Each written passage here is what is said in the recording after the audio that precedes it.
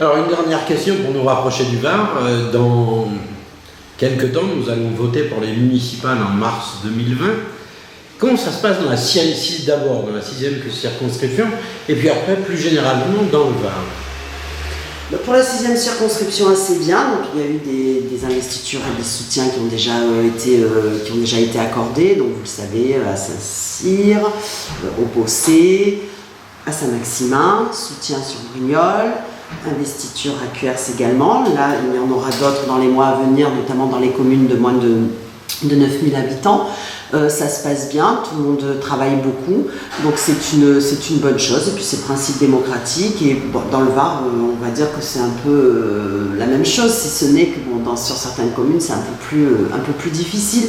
Puis je crois qu'il y a vraiment une priorité, c'est de ne pas mettre un candidat pour mettre un candidat.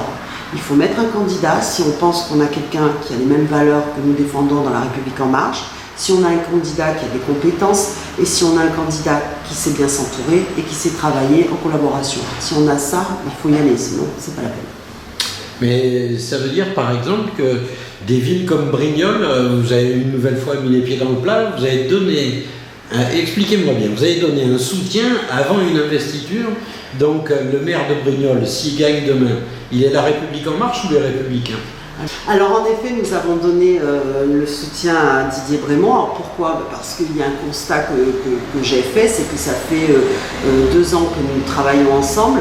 Il y a 1 an d'ailleurs, je disais déjà qu'il est fort probable que je le soutienne. Nous parlons des dossiers, il est président de la communauté d'Aglo. Je vois la façon dont il porte et défend les dossiers pour sa commune, mais également pour les autres. On a des valeurs que nous partageons.